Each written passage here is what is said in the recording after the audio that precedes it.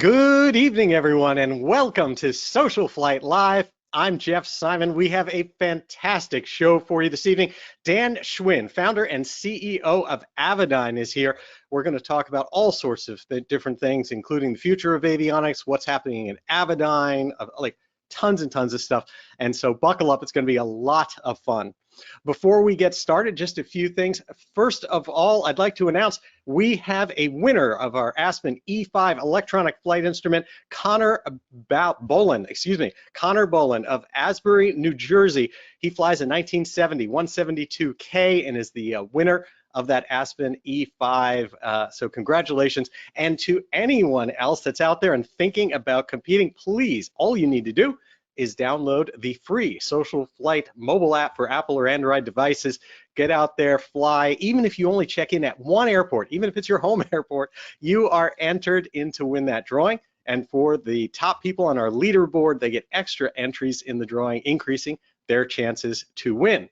Now, as you might suspect, tonight's broadcast is brought to you by Avidyne, who has been a strong supporter of SocialFlight for many, many years, and I am absolutely thrilled about that. And in addition to that, I am a huge fan of their products. Their IFD series from the 440, the 540, the 550 is absolutely fantastic. We fly with them in our company's Bonanza, as well as building it into the T51 Mustang that is behind me, and we'll talk a little bit more about that as well.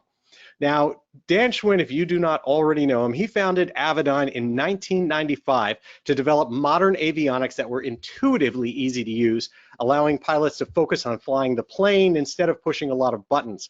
As logical as this may seem today, I can tell you that that was not always the case. And we have Dan to thank for much of that, as he was one of the brave pioneers of the glass cockpit era. He did that at a time when FAA certification of these new types of avionics and getting a return on your investment was anything but certain. Against the odds, Avidyne prevailed, becoming one of only two companies that produce certified flight management systems for general aviation. And their products command a loyal following.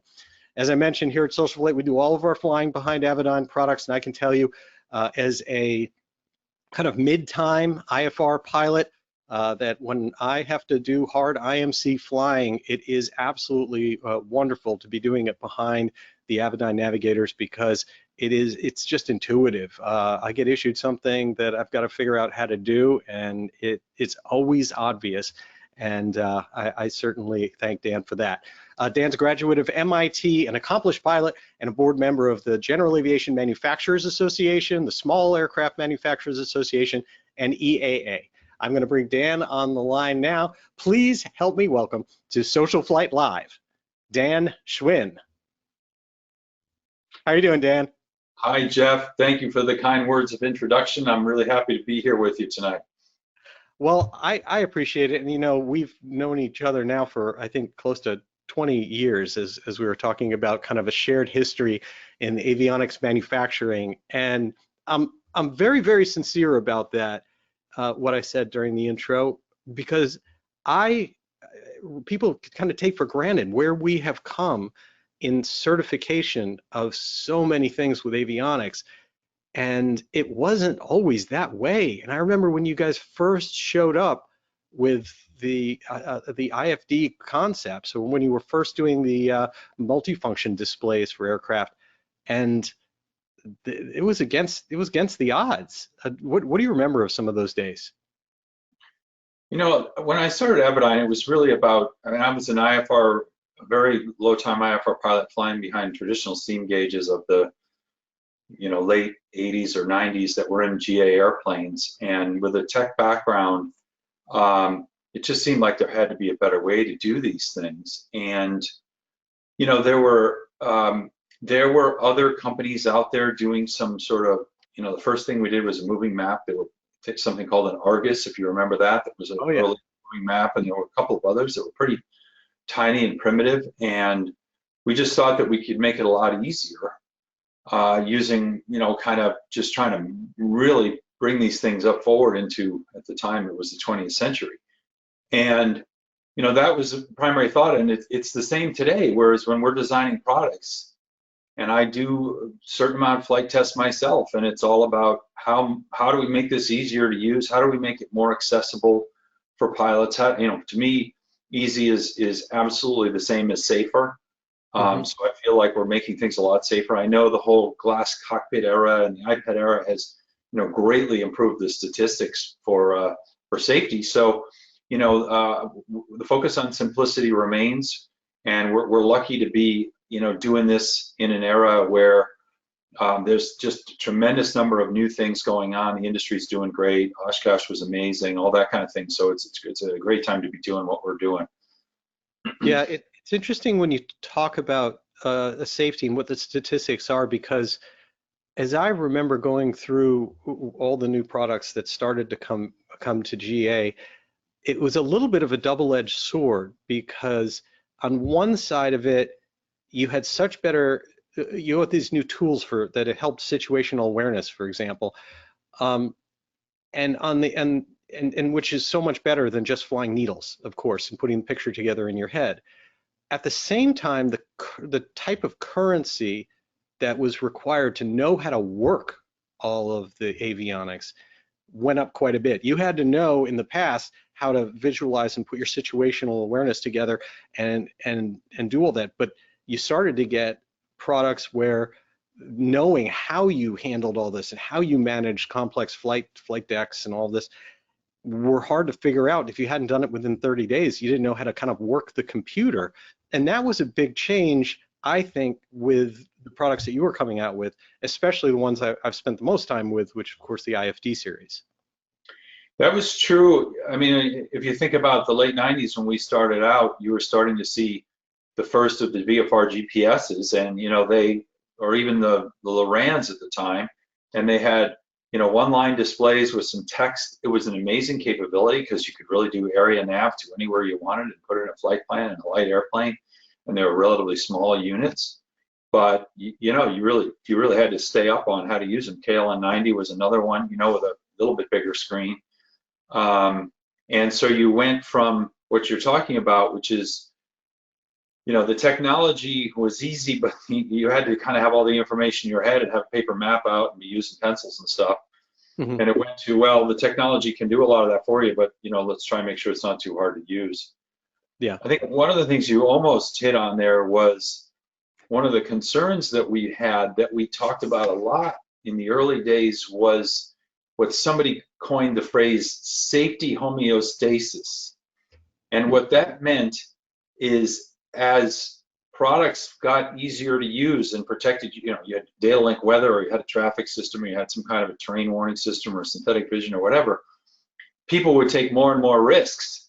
And so the better you make the stuff, the more risks people would take, and the safety would stay the same. But I'm happy to say that's not what happened. Things have improved quite a bit in the last 20 years in terms of the safety record of GA, and I think a lot of it's due to some of the new tech. I mean, especially, I mean, a lot of things. You know, having big primary flight displays was big. Weather, obviously, weather in the cockpit, which was a dream. Remember, the first time we did it was with a system called Orbcom, a satellite system called Orbcom that had a tiny amount of bandwidth, and it was really hard to get it across, get any useful data across. But for, you know, it was like the invention of the 1200 baud modem. When people went from zero to having something, it was a huge step forward. And then of course that unfolded in all the stuff we have now, leading up to sort of ADS-B broadcasts all over the U.S. And that's just completely changed the way people fly, and virtually everybody has it. Yeah. So same thing with some of the, you know, the terrain warning stuff. So those have been just really, really, really big safety enhancements. Yeah. One of the things that I also kind of mentioned, but I think a lot of people don't truly appreciate, is that the concept of, there's a big difference between creating what people call a primary flight display or a flight deck or an integrated flight system, or all these different things that nowadays there's more and more companies coming out with displays that go in front of you, or even moving maps. That is a huge leap away from the complexity in terms of how easy it is to make something like that and get it certified. In terms of that, compared to the complexity of a navigator, and I mentioned you're one of only two companies that have done that, that have gotten a full FMS that's successful in the market and people are buying in modern day. What made you decide to bite that off? Because that's a big deal. You know, there have been sort of some technological steps along the way where, you know, kind of to get to the next level, you had to make a big leap forward. And, you know, the idea of building a high color, highest res for the time anyway, color moving map was a step. Another really big step was to build a low cost attitude system, because in the early era, there were the sensors that everybody has in their phone now didn't exist. And we had to take sensors that were not really capable of doing this and come up with ways of calibrating them and screening them and you know, doing various other kinds of techniques so that we could build an ARS that anybody could afford in GA. That was a step. Now, the one that another one, you know, that people don't give enough credit to is the whole VHF nav and comm. I mean, this stuff was invented in the 50s. It's AM DSP. You know, you got two tones on a VOR. How hard can it be?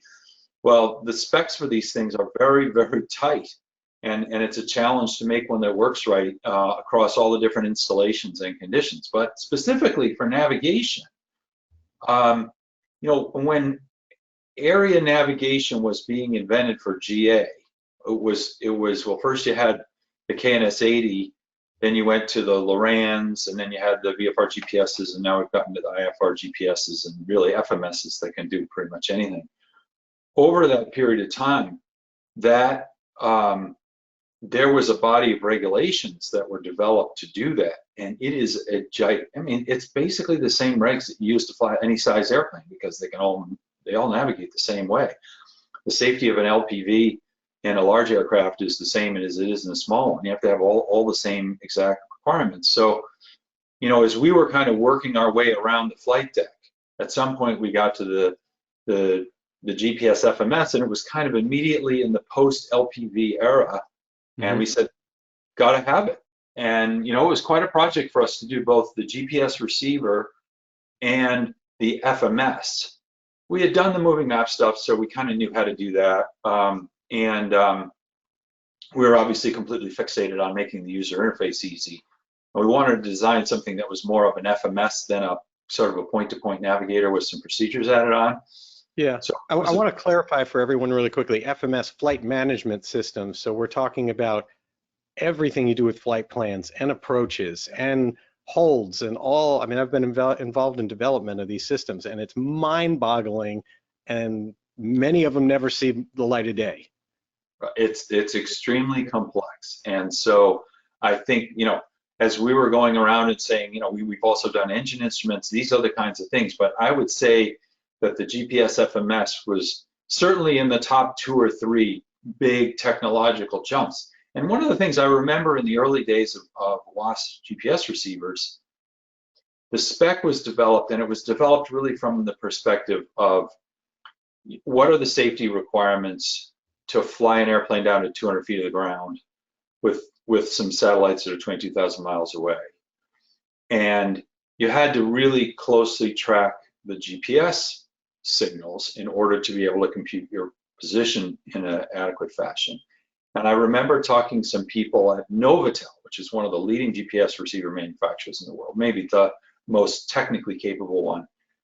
And as these standards are being developed, that became our LPV standards, they said, we're not sure that this stuff can be implemented.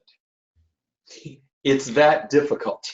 It's like, wait a minute, somebody's making a specification and nobody's actually ever done it, so we're not actually sure you can do it? And they said, yeah, that's where we are on this thing. So, you know, when we started off to do it, it was kind of right at the edge of technological feasibility to build a, you know, safety critical LPV receiver. Now there's a handful of companies around the world that have done it, but you know, that was a pretty big leap to, in terms of technology. And the navigation piece, I mean, I'm sure everybody realizes this, but FMSs represent the automation of 50 years of pilots and controllers cooking up ways to do things. It's an absolutely awful design from the perspective of automating something. You know, all this crazy stuff we do with procedure turns. I mean, they're trying to fix it with the T approaches on GPSs, but I mean, it was all invented for, you know, pilots and controllers trying to figure out a way to do things with really primitive nav aids. And you know, we've spent, you know, 40 years of FMS development automating all these crazy procedures that were developed for, you know, humans and pilots to be able to find their way around with really Yeah. primitive nav aids. I'll add to that I think a lot of anyone that hasn't been directly involved in this world, to give you kind of a peek behind the scenes of how the how the sauce is made. A lot of people look at it and say, oh, there's these big companies out there that have jet, you know, navigation systems. Oh, we're just going to make a version for general aviation. That's simple. We'll just kind of boil it all down. And I've been in those things. It's ugly. Like, you literally get these things that work. It's like the difference between a regular Casio calculator and someone that understands reverse Polish entry or whatever it's called now for HP calculators. Like, it doesn't make any sense. I remember a company that created a whole version of it, and at the end of it, we're like, "Where's Direct 2?" And Yeah. everyone's face went blank. They're like, business aviation or commercial pilots, there's no such thing. It doesn't even exist. I'm like, that's kind of the foundation of where you start as a GA pilot. Right. And no one even knew how to do Direct 2. Yeah, the early, I mean, you know, this kind of standardized, they're not really that standardized, but the somewhat standardized business aviation and commercial aviation FMSs, you know, they were designed to, you know, at the era they were designed, you know, it was just a question of getting the functionality in there. There was no heed paid whatsoever to how hard it was going to be to do, because those pilots are, you know, they're in a simulator twice a year for 5 days getting, you know, recurrent training on this stuff, and they fly every day.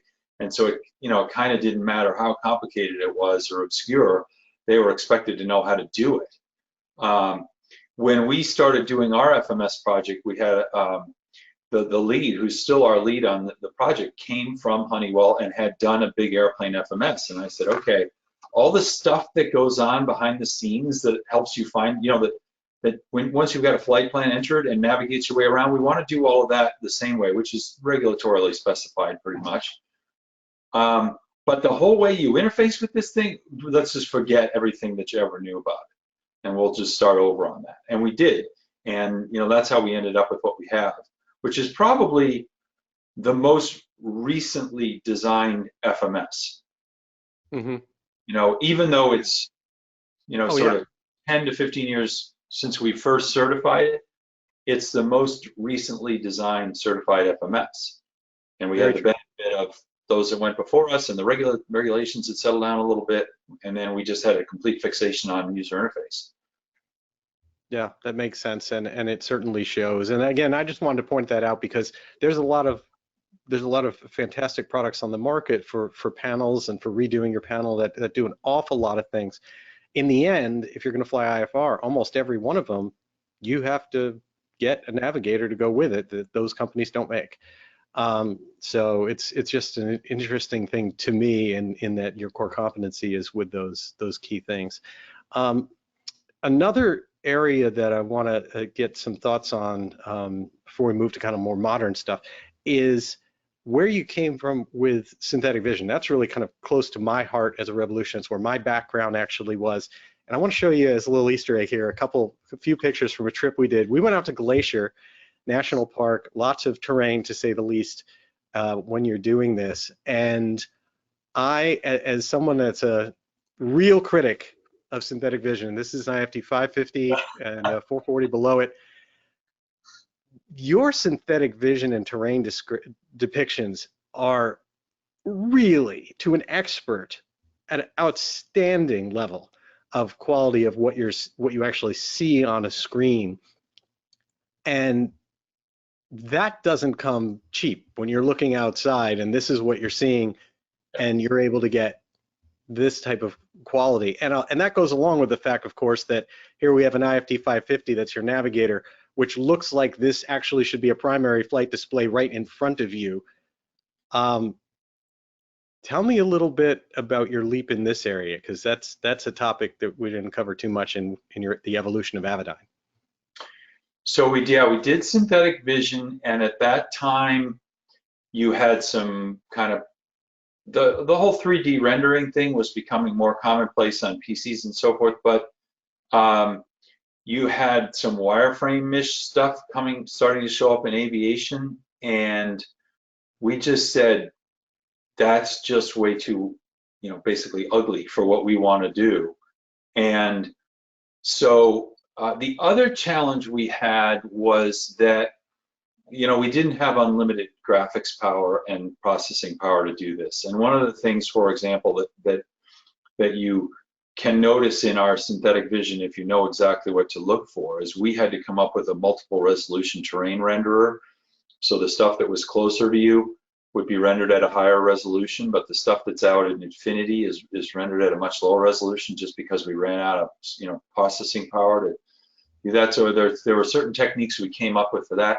Another one that you can see in your top picture there that is really actually pretty difficult is getting the edges of the water to look right. It turns out that you have two different databases, one that says where the water is and another one that says where the terrain is, and you put them together and you get all these wacky jaggies and things like that. We spent a ton of time, and we're here in Florida, so there's water everywhere. We spent a ton of time trying to get that to look right.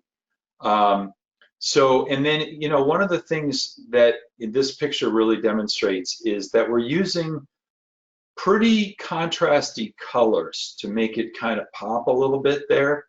And, the brown is intended to be sort of, above the tree line kind of stuff. And so, we spent a lot of time really on two things. One was getting it to fit inside of the processing power we had when we were doing it for the first time, and the second one was making it really, really look nice and make the edges look good, make the mountains look good, make it kind of usable.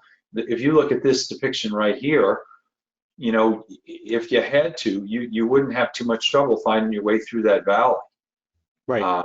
And one of the things, that always kind of is a little bit terrifying at trade shows when people come up to me and they tell me about these awesome scud running trips they did through some mountain by staring at the display, and it's like, that's not really what it's for. But I can remember right after when we first launched a terrain type system on some product, and I had a really excited customer come and tell me about this run he did in the Rockies, and I was like, wow, that's really not how you're supposed to use this stuff. But when people find themselves in this situation, it's super, super helpful, and we just wanted to make it as easy to interpret as possible. Right. On the IFD 550, especially by current standards, that's still only like a 5.5-inch display. So, trying to make it look good and not be that huge was another, significant challenge. Yeah. Tell me a little bit about the 2D though, because it's interesting because the quality of the 2D is very similar to what you see. When we used to do synthetic vision, the answer was it's not 2D. It's the same thing looking straight down. That's right, and that's what the answer is here in this case, which is it's just a perspective thing. So you've got the so-called egocentric perspective, which is what you were showing first, which is out the window view. We have the exocentric view, which is the one that we have where you're up and behind the airplane. And then you've got effectively the straight from above view, which is the map that you were showing there. Those are all just different ways to render the exact same data. Yeah. And that's what we do. That's a picture, I'm not sure where you are in that one, but that's an example of something that's hard to make the edges of the water look right, because you got flat lands and water, where the water database says the edge of the water is and where the elevation is, any kind of minor differences there, you're gonna end up with all this weird stuff going on. So we put a huge amount of time into that. Well, it definitely works. And then the last thing I'll also say that I would also like to know kind of some background on is this is my other favorite thing in the cockpit. Yeah. This is not a gimmick. This is on my yoke. And to all the SocialFlight folks out there, if you happen to fly behind Avidyne and you have this, I can tell you, Ben, my son Ben, created a great clip for this for yokes that helps you put it on and take it off and things like that. And it's just a 3D print. Email me. I'm info@socialflight.com. Happy to send out the file to you. But this I have made flights where I barely reach my hand off the yoke because I can do just about everything using this. So as far as I know, you were the first folks to do that. Tell me about that. As far as I know, we're the only ones still doing it.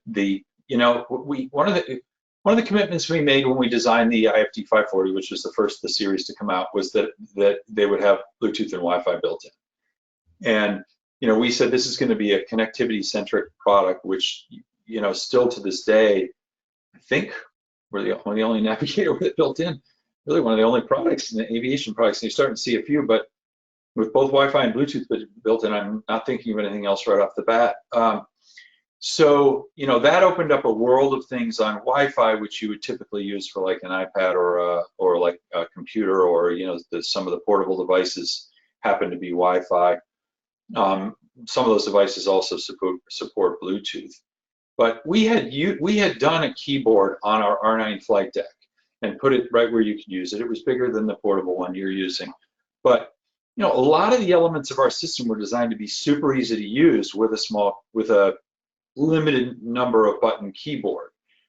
And so after we had done all that work, and then we're building the Avidyne, of course, we didn't have room for it until we built the Atlas, which is really designed for jets and is much bigger. We didn't have room for all those buttons. And so we said, look, we can have a low-cost keyboard that we send out with these things, and that'll get all the benefits that we had when we had our installed keyboard, and we did that.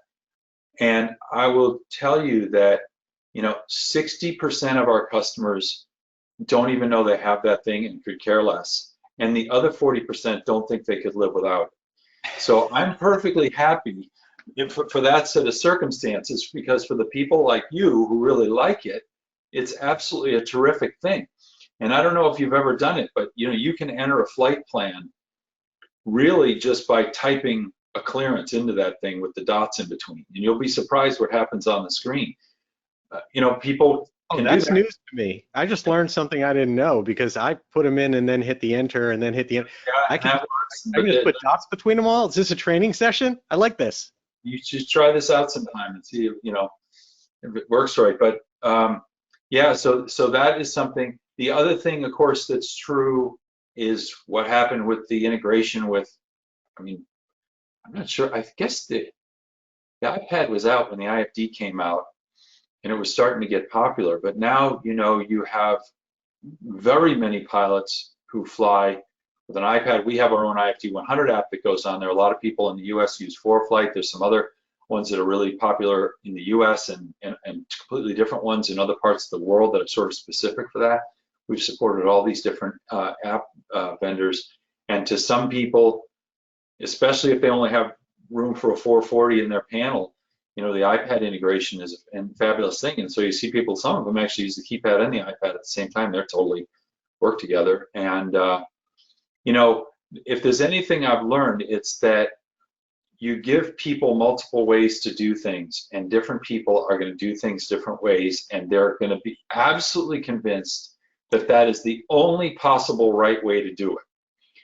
And when we do human factors studies with multiple pilots, this is what happens. We'll get in, like we do all this multi-touch stuff where you can do things by touch, you can do it by using a knob or something, or you can use the remote keyboard.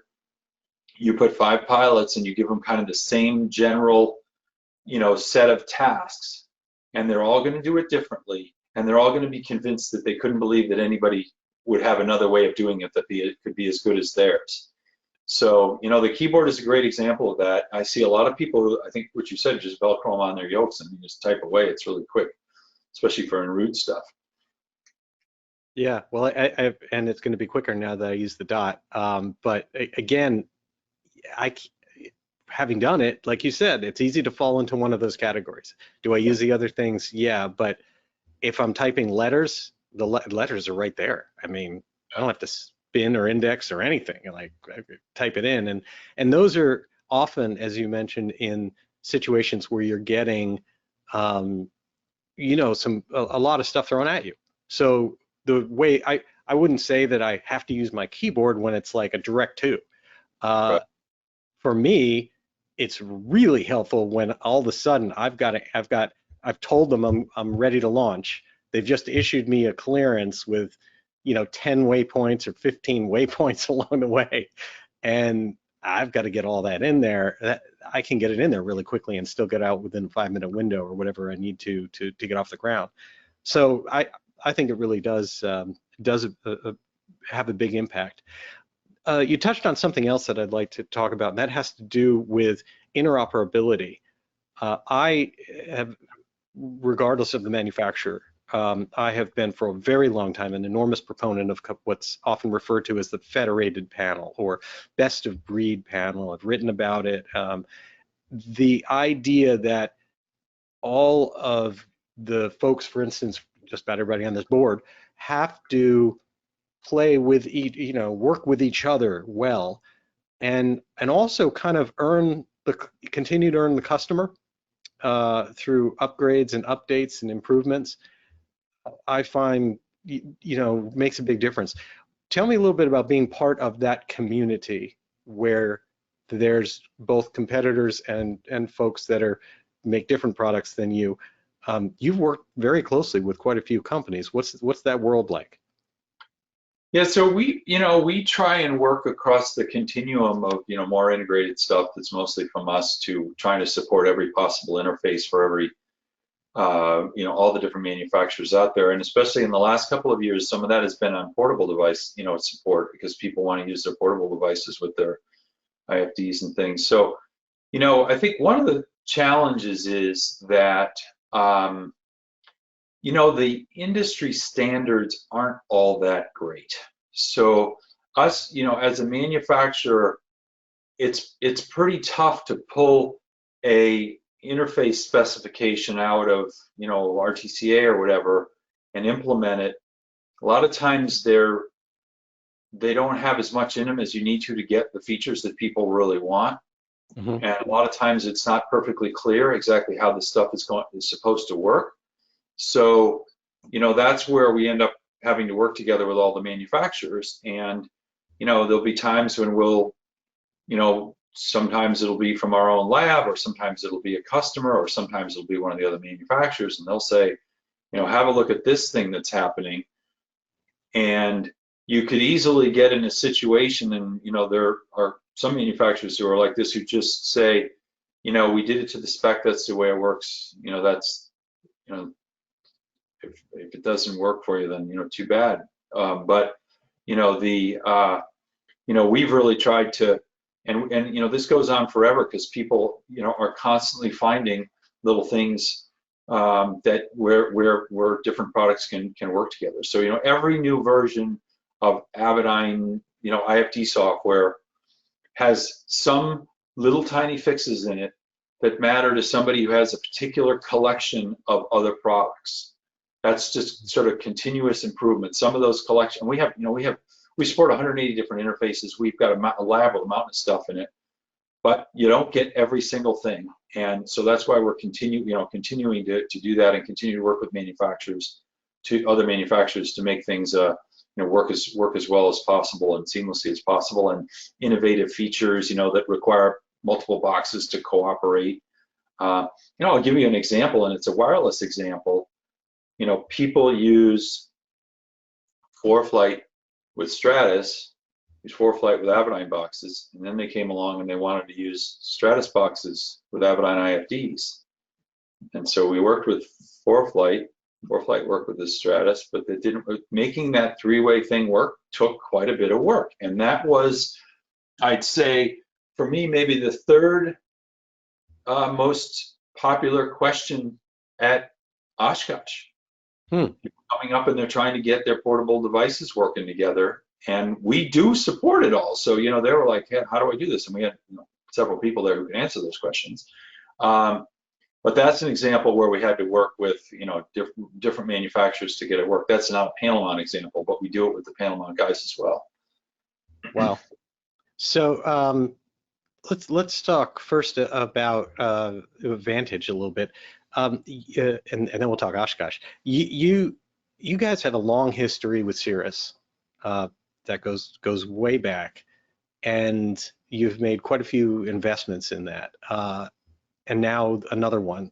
Tell me a little bit about this working with Cirrus, the affinity for that platform, and the investments that you're continuing to make that lead you towards Vantage, and also maybe when's the rest of the world gonna also be on on the Vantage platform?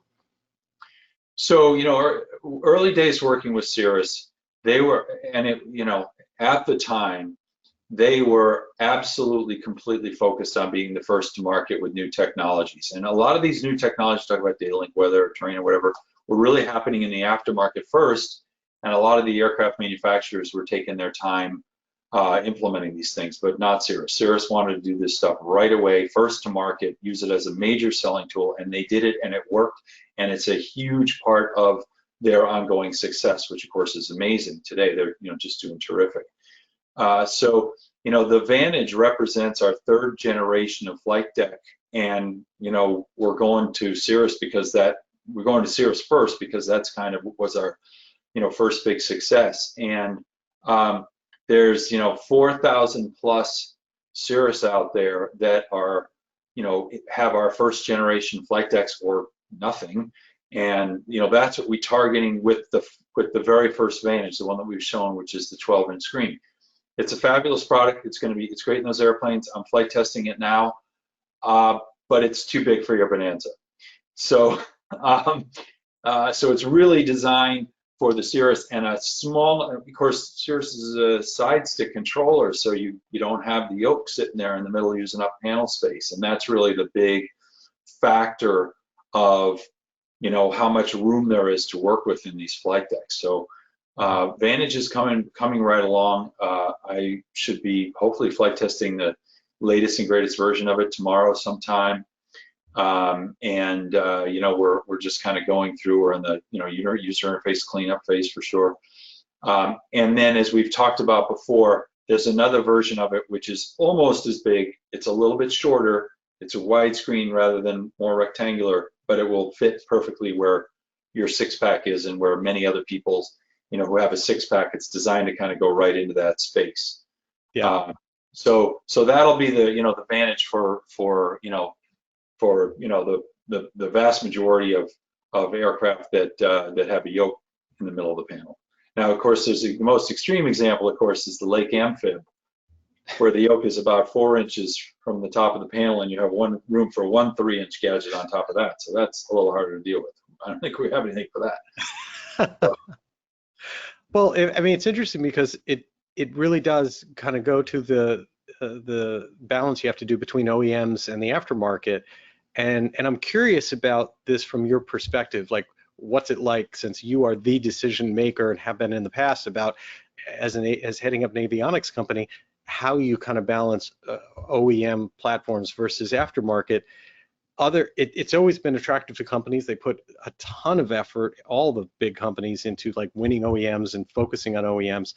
And for some companies, L3 Smart Deck created what at the time I think was a wonderful integrated flight deck, and then that's the end of it because they didn't win their platform.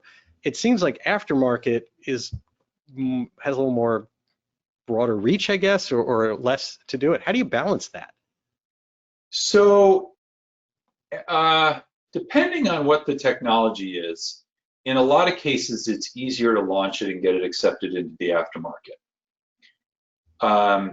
All of the innovations that were done, sort of in the 2010 era, I mean, I think virtually all of them were in the aftermarket first. Data link, weather, all the traffic systems, terrain warning systems, all this kind of stuff was showing up in the aftermarket first, and sometimes on portable devices first, just so people could implement it quickly and into whatever airplane they already had. As I said, Cirrus was really way more aggressive than a lot of other companies at that time. I think now you're in a situation where a lot of the sort of mainstream innovations that happen in glass, in sort of big glass panels, are now pretty well established in the OEM market, and people are saying, what's the next big thing? And there are next big things coming. In the retrofit market, there are just still so many airplanes that have got, relatively, trying to be kind here, there's, primitive or there's a early. lot of old radios out there, my friend. Um, and so there's so much opportunity there, and I think for a company like us, we can come up with something that people get just really excited about, and then they can implement it right away on the airplane that they've got. So that's nice. And working with the OEMs is great too. The businesses aren't always, I mean, they're not quite counter-cyclical, but they'll be, one of them will be strong and the other may or may not, that kind of thing. So there's some benefits to it. A lot of technology crossover. So they both have their pros and cons. As somebody who's really focused on, doing things that are either innovative or totally focused on ease of use, I can do something like that, and we can stick it in the aftermarket. Whenever we get it certified, boom, there it goes. That's a lot harder to do at the OEM level. That makes sense. So you brought up AirVenture. How was your show? Your booth. Every time I was over there, your booth was absolutely mobbed. We did a quick little spent a little bit of time together, but absolutely mobbed. And what was on everybody's mind this year? So it was. I mean, obviously EAA has published their statistics earlier last week, and it was a record AirVenture in terms of attendance and number of airplanes and number of campers and a bunch of other things. What our cycle usually is that, so it goes Monday through Sunday, and Monday is, your Uber enthusiasts who came in the week before, who are camping and are going to be there for a lot of days, and they want to get out and they want to see everything that's going on, and avionics is high on their list. So, the Monday morning's usually pretty busy. Monday morning this year, I had some sort of a meeting, I think it was with the FAA, that went till about 9:30 or so. And then I went to the back of Hangar C to go to our booth, which is in the front of the Hangar C, and I couldn't get there. The hangar was just absolutely packed. And it was like trying to get to the front row of a concert. You just had to, kind of sort of push your way through all the people, and our booth was mobbed. And that was great. And, it was a lot of people. By the way, we had a ton of people who already own our equipment who came through, which was great. And then we had a whole bunch of people that were prospective. But we were absolutely packed on Monday morning. I thought maybe as busy as it's ever been. But then came Tuesday and Wednesday, when things usually settle down a little bit, and it didn't settle down at all. It was super, super, super busy Tuesday and Wednesday mornings. I mean, but by mornings, I mean up until when the air show starts, which is when people generally head outside.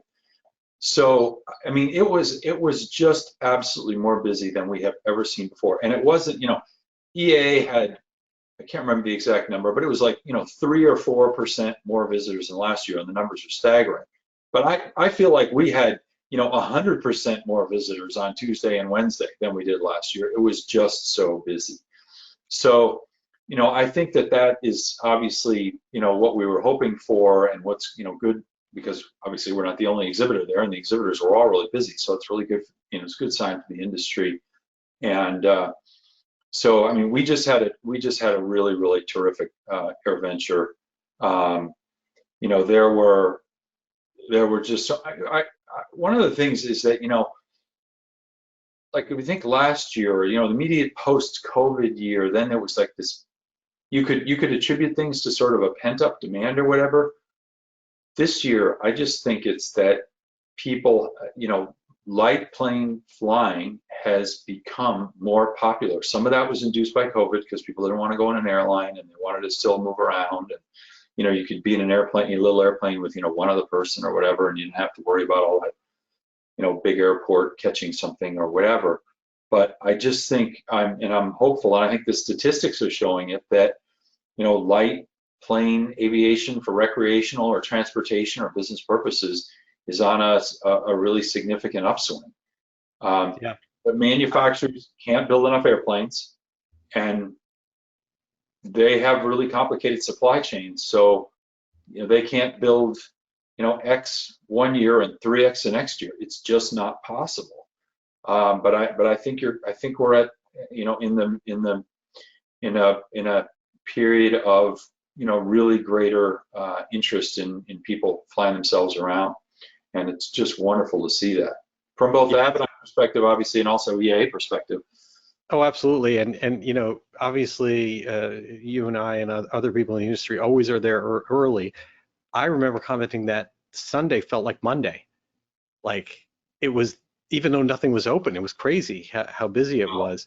And it was an issue for EAA because basically it's a safety issue. When you're setting up a booth and you've got all these crates and forklifts and stuff running around, and people are coming by and they want you to demo something, and you're like in setup mode with hundreds of other vendors.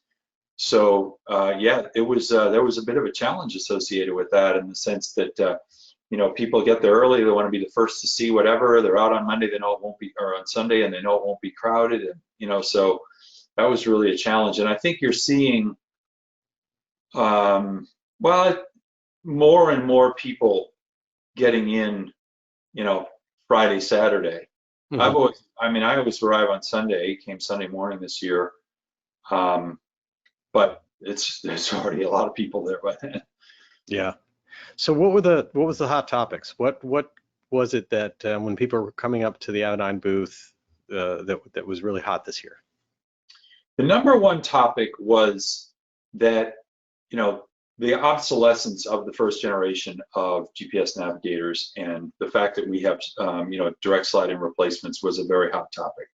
Mm-hmm. People are saying, when this thing breaks, I'm getting one of yours, or maybe even before.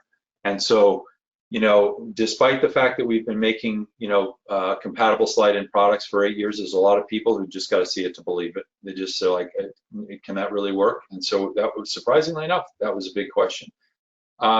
That's fascinating after so many years, that there's still a misconception in the market, or not understanding it. I mean, that's what we did, right? We did it on our own plane. I mean, the fact is, you slide it in, you configure things, and then you sign it off, get it signed off if you're not an AMP, or you sign it off if you are an AMP.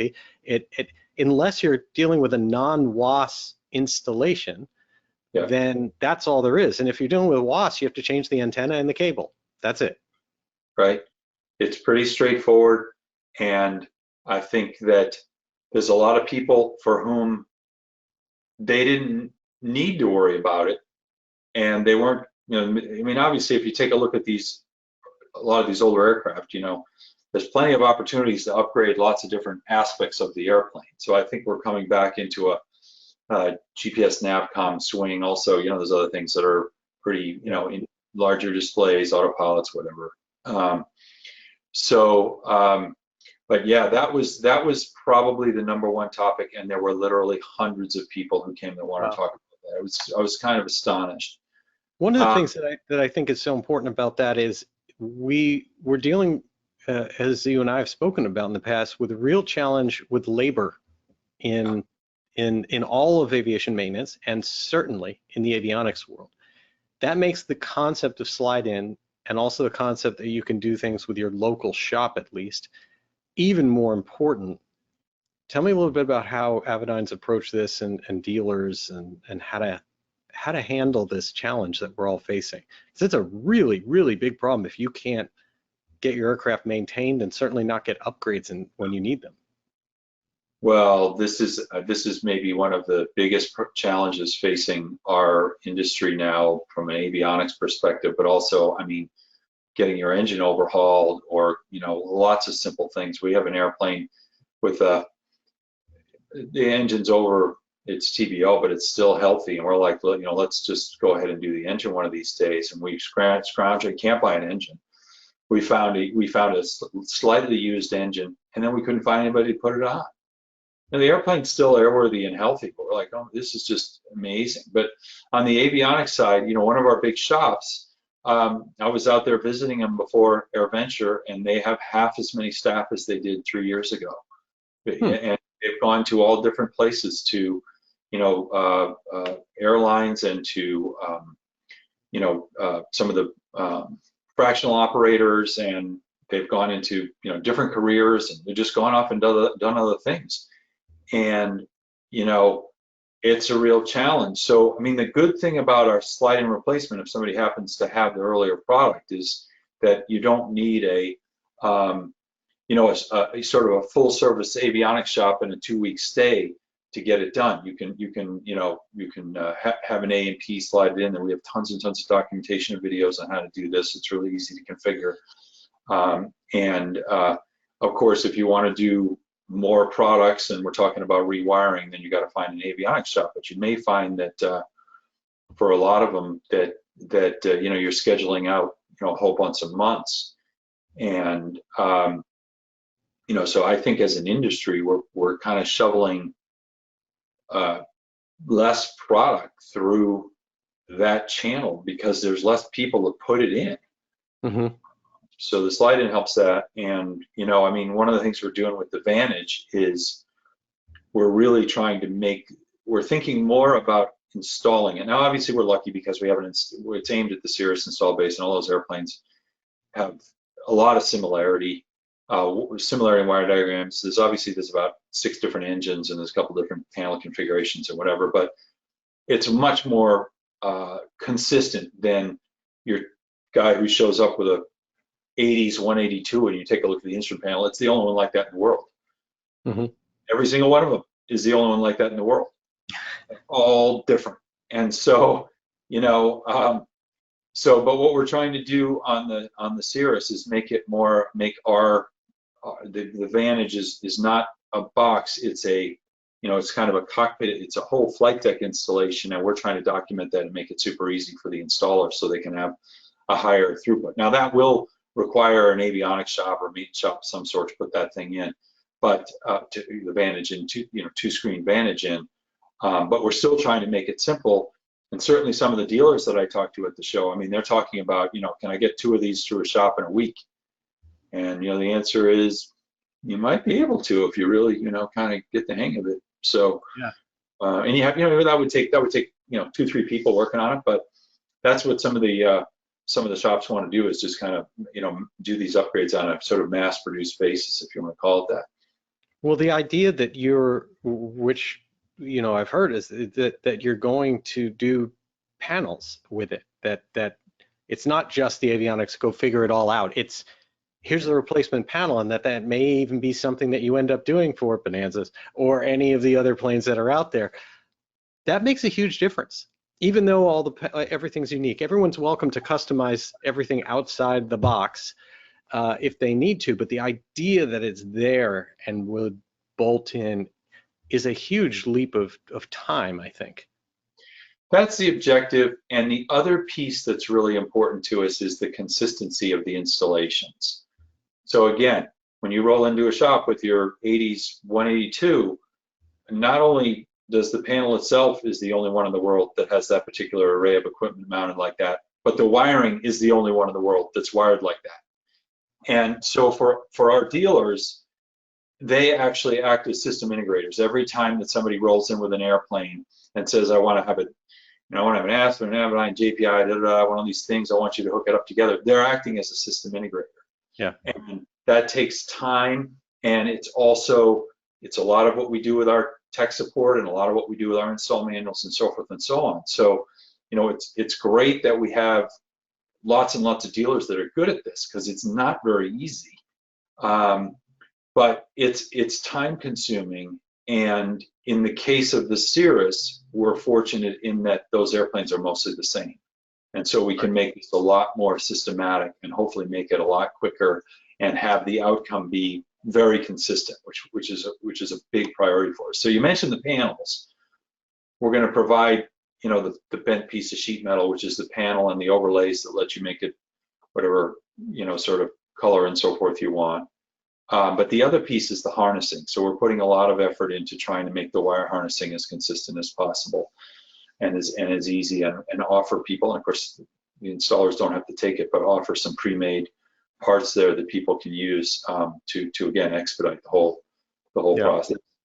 Well, one of the things that also plays into is my understanding is that Avidyne doesn't require dealers to be you know, licensed like certified repair stations, which is a much smaller group of folks out there. So that narrows the labor force down dramatically. What went into that decision, and how does that make it more and more possible for A&P shops and other places to start getting involved in installing your equipment? You know, so people talk about it in terms of being a 145 or being an A&P, which is one division. But I really look at it as, you know, I think of, especially our, you know, they're all 145s, but our installing dealers that do a lot of different brands a lot of the time in a lot of different airplanes. And they are really tremendous system integrators, and people, they don't get anywhere near enough credit for being able to do that. But not everybody can do that. And so I think from the when we decided to do the slide and replacement IFD series, then it was like, okay, this will be accessible to a wider range of installers than can do a from scratch avionics installation in an airplane that there's the only one in the whole world that looks like that. So, you know, it's just a different kind of a project for people that have, you know, sort of a different level of capability. Also, I mean, obviously our shops, when they do big installs, those airplanes can be in there for a while getting things put in. We have a local flying club that we're supporting, and a bunch of our employees are members of, and so forth. And they traded in their 2 old airplanes for another old airplane, which happens to be a Cardinal. And you know, I guess they did what any self-respecting group of people that work at an avionics company would do, which is they went out and collected all these great avionics to put in this thing. And I mean, it's fabulous, but it took a long time to get the whole installation done. And I think, you know, that's one of the things that is also a benefit of, you know, the slide-in thing, is that, you know, and this is especially true for fleets, if you can get it done in 2 days rather than 2 weeks, for a lot of people, that's a huge difference maker. Yeah, that makes a lot of sense. So what's Vantage we all are, you know, waiting for and really looking forward to? Obviously the Cirrus guys are really short on the list, and then you've got expanding it to other things. Anything else that you can give us a little tidbit or taste of what is coming, maybe for the IFD world, maybe for anything else that's out there? What should we be kind of watching for?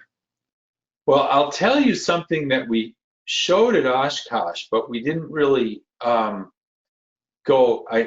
think we didn't really go out of our way, which was, it was the first time that we had ever shown the fact that a Vantage can show sectional charts on the big screen.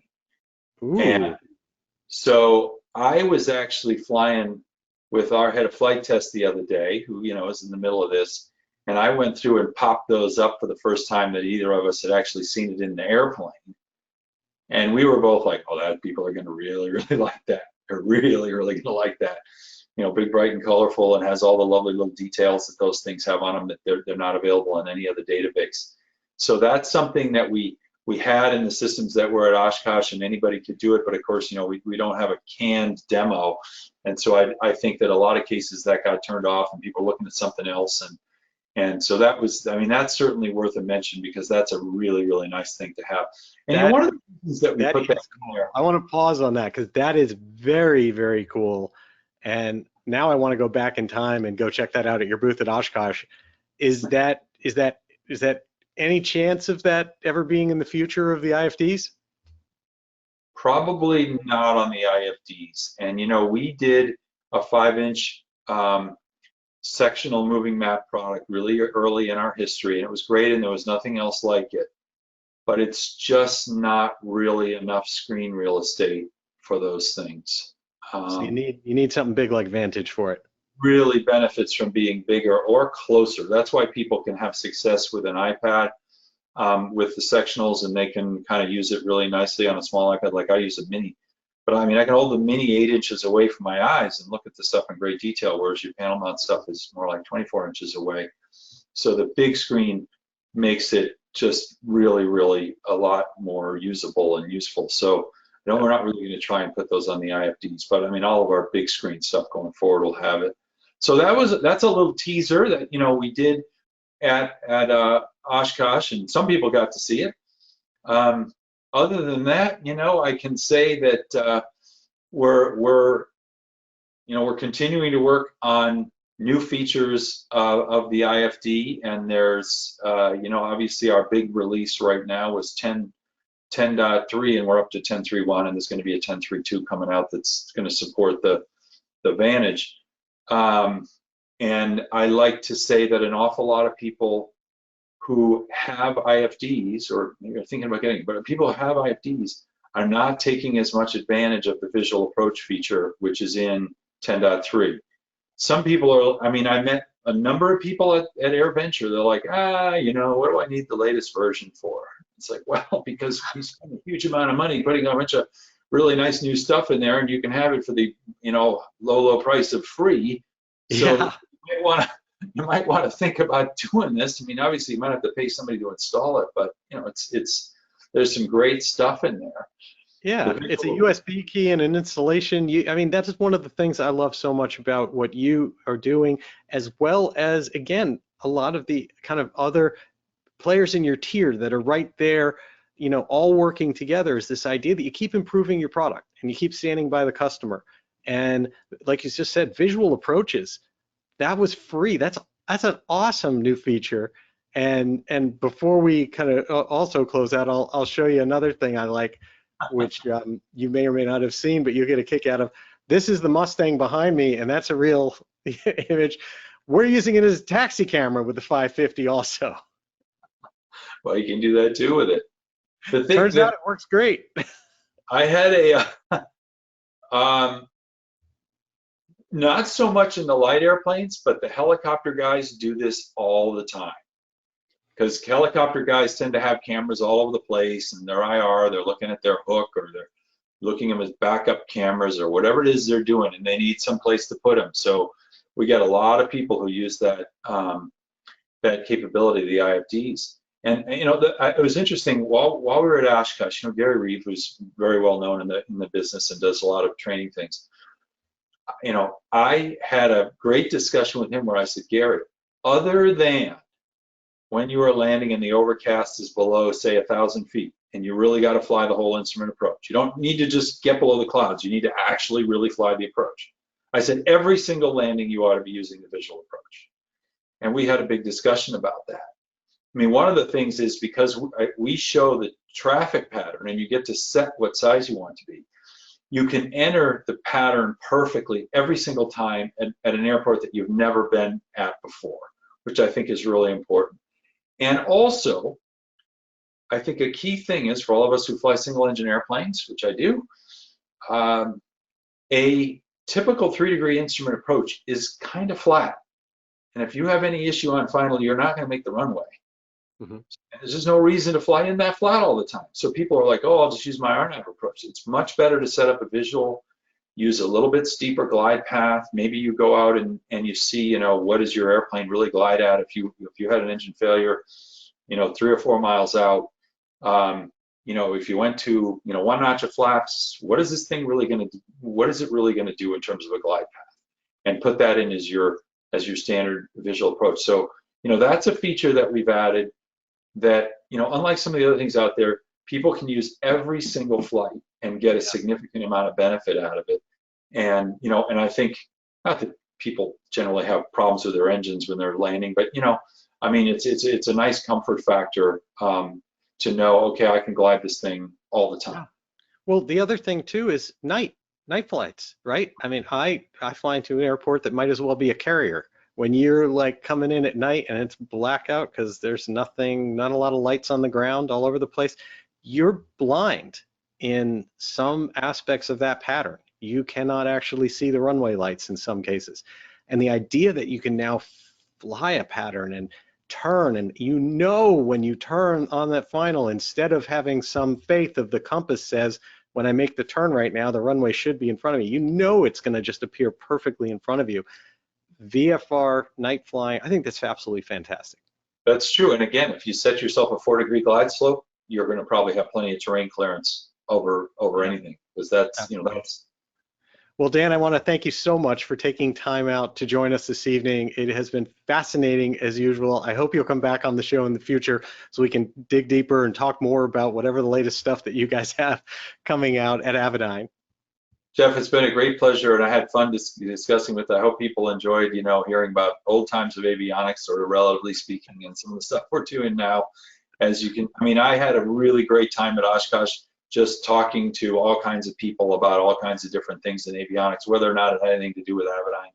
And so I can do this all day long, and I really look forward to the chance to come back. Absolutely. Thank you so much. And we'll be doing more videos with your products as always. And thanks for supporting SocialFlight as well. It makes all of this possible for everybody. My great pleasure to do so. All right. Have a good night. Thanks. You too.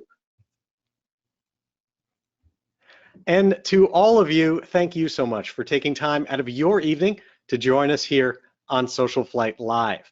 We'll be off for the next 2 weeks, out flying and doing tons of adventures, and some of that will be on our YouTube channel as well. You can see many of the different things we've talked about, build things on our Mustang, all on SocialFlight's YouTube channel, and there's just tons of good stuff going on. We will be back on Tuesday, August 29th, with famed barnstormer Andrew King. It's going to be a ton of fun. He is the go-to man when it comes to flying some of the most amazing historic aircraft out there, and also does a lot of flying at the Rhinebeck Aerodrome. So do not miss that.